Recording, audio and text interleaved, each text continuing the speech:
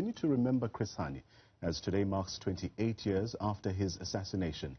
Let us speak now to former ANC Treasurer General Mathews Phosa, who joins us via our video line.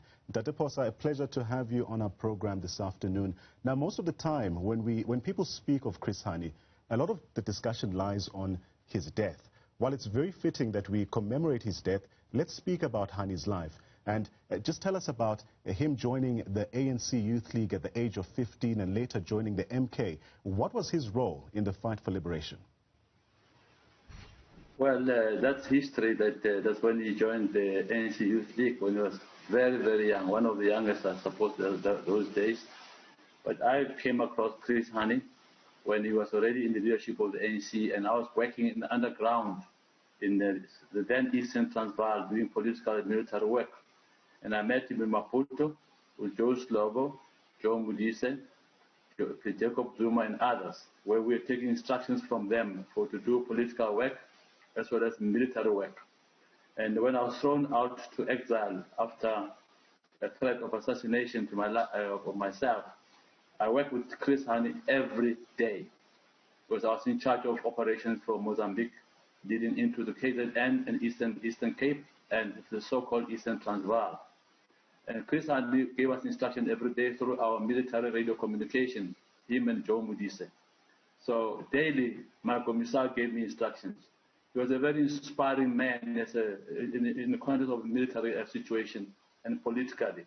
A political leader, a commissar, a visionary, a practical man of action, very fearless to the end, to death. You know, he inspired us all the time. I can tell you that. You can hear from all his soldiers, I call it his soldiers, but we're very loyal to him, to the movement, and to all the leadership of the ANC. But Chris Hani never failed us, was always there. Some guys even joke and say, he's Mr. Promise, because for him, everything was possible. I want us to expand on this, the nature of your relationship with Chris Hani. Just tell us what stood out for you about this man that most described as a revolutionary figure. But Chris Hani was a leader. He gave clear instructions to us, the soldiers, to do what we needed to do. For example, he sent many, many cadres through Maputo, us in charge of Mozambique. These guys were very clearly given instructions by Chris where to go in the country, what to do, or where their death letter boxes, which means where we're hiding weapons, were in each area. And he gave them clear instructions, and that's what the leader does. So our job as commanders was to get them through the borders, whether Mozambican border into South Africa or through Swaziland into KZN. That we did at this instruction, very clear instructions. So he was a clear leader, and he was fearless. He inspired us. We became fearless, all of us. And we liked him, we loved him. Yeah. So Hani was assassinated 28 years ago outside his home in Dawn Park. But even after the incarceration of his killers, there are still many questions around the circumstances around his killing. I want you to just bear with us a little while we go for a quick breather. And I want us to discuss this next aspect when we return from this short break. Thanks for staying with us. We continue our coverage of marking the assassination of Chris Hani 28 years ago outside his home in Dawn Park. Joining us for this conversation is Mathews Phosa, the former ANC Treasurer General. Let's continue our discussion here, Dr. Phosa. So Hani was assassinated 28 years ago outside his home in Dawn Park. But even after the incarceration of his killers, there are still many questions around the circumstances around his killing and whether more people were behind this assassination. Do you support the calls for further investigations and that Janusz Walusz should not be considered for parole until he tells the nation who he collaborated with in the assassination of Hani?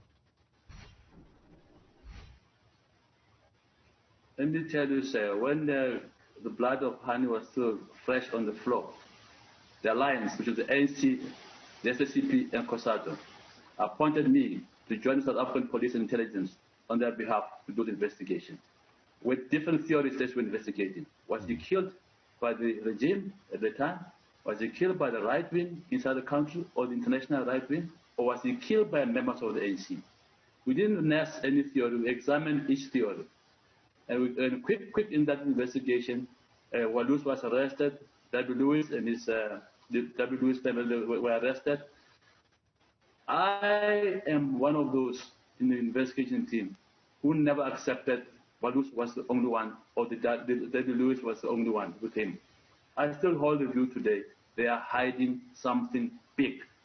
And that's why I wouldn't support the parole of Walus, because he's not telling the truth. I wish he could one day tell the truth. I think something needs to be told and to be known. Why do you think it's taken so long to uncover this truth that you call? Well, if you take the case of Ahmed Timor, where there was a recent inquest. Ahmed Timor, when he died, was a young student. I even wrote poetry about him in my anthology. I was very, very small. It's many years ago. But now we know who pushed him through from the 10th floor of John Foster. Let's hope one day we'll know exactly what is the collective of conspirators in the killing of Chris Hani. I mean, this man is a family man, was a family man. His wife is Dimpo. He had two beautiful girls. One of them, Noma Kwesi, died. And I'll say to you today, they miss their father. For them, it's a father who died. For us, it's a leader. It's a member of the ANC, the Communist Party. So it's not talking about just an individual. Let's shift gears a bit now. I want to speak about the legacy of Chris Hani. What legacy do you believe he leaves behind, and how can the current crop of leaders honor this legacy of Chris Hani? You see, Chris Hani was not hypnotized by what we call the transition of negotiations. He was very suspicious and untrusting all the time, almost like a litmus test. He would always question something as the negotiations were rolling out.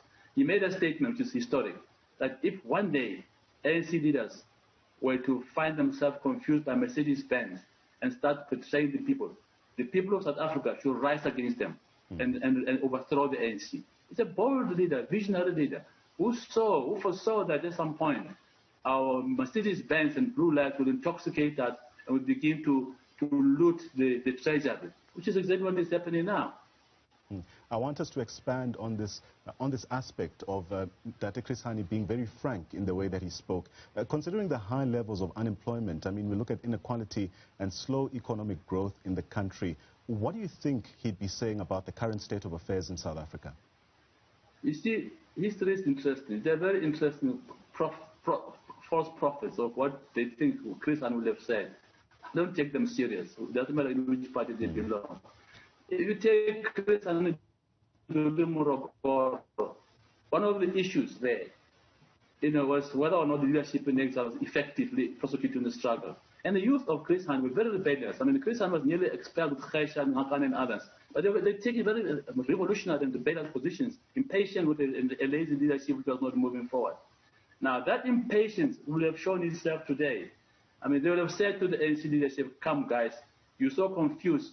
Let's have a consultative conference to clear the issues rather than pointing fingers at each other. And at the end of the day, those who are wrong must fall on their own petards. Well, the ANC's Secretary General Ace Magashule has also mentioned your name as one of the leaders that he'll be seeking counsel from on the party's step-aside resolution. And this, I guess, also goes to the point of taking accountability.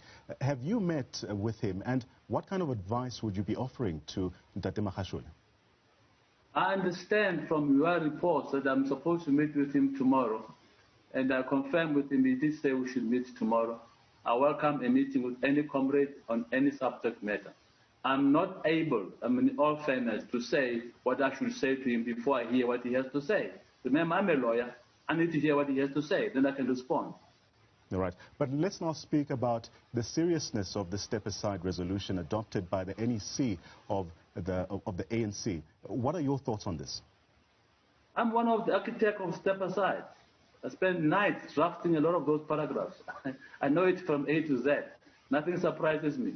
It is the duty of the ANC to deal with those three categories: those facing allegations, those facing charges, and those who are convicted. Those are the three categories it refers to. And the ANC leadership must deal with all the three categories so that there's no dissatisfaction in the ranks. Were you in any way encouraged by recent comments made by the ANC president and that is Cyril Ramaphosa, just speaking to us about how seriously the party is taking the matter of step aside. Yeah, because, listen, we discussed it with him many times, my committee, which was chaired by the TG, or the current TG. We discussed it with the officials, and we presented to the NEC. We all know, we all take responsibility for step aside. Personally, it's in my blood to step aside. Now, you also served as the Treasurer General of the ANC, and you went around the world, including countries like Germany, to learn how political parties are funded. And we understand that you were in favor of the German model. How much of this had an influence in your country hopping, informed your views and the Political Party Funding Act as we know it right now? You know, we inspired this act today. It took long to pass. I did this research with Ernst & Young to benchmark the whole world experience on party funding. But what emerged to me more favorable was the German model, where you have a full disclosure of people who give more than 10,000 euros. You cannot have an unlimited passing of funds, not knowing whose soul is being bought in future. So we thought, let's allow funding to come in, but let's put a cap on at what level we disclose. So I thought that was a good way of dealing with it, and I'm still convinced it is. It is up to the governments today to say what they legislate, what they implement. But you have to cap, and there must be disclosure, there must be transparency. You don't want to buy a party that becomes a party that rules you. And as we wrap up, I just want some final thoughts from you on how South Africans should be remembering Chris Hani. They should remember him for being honest, for being respectful to the people, for being anti-corruption, for believing in the masses. Chris Hani always said, when you organize, you must start from the seams, from the branches, from the masses, and go up. Don't try and organize things from the top downwards. Start from the bottom upwards. They must always remember that. Today, many ANC branches are in the pockets of people. They don't exist except in those pockets. And Chris Hani would have called that we overhaul the system and relaunch the branches, all of them, so we can say we were branches made up of members who are volunteers. Yeah, but year in and year out, we have these commemoration events. Do you think these are enough to actually keep alive the ideals that Chris Hani actually fought for? Not only him, there's Oliver Tambo, there's Mandela, there are others. They fought for very noble ideals. And I think we should be honest and say, when we betray those ideals, let's look each other in the face and say to ourselves, like Raul Castro once said, guys, let's look ourselves into the mirror and say, do we still look like in 1994? If we feel when we look ourselves in the mirror, we don't look like in 1994, shame on us. We need a consultative conference on the overall system.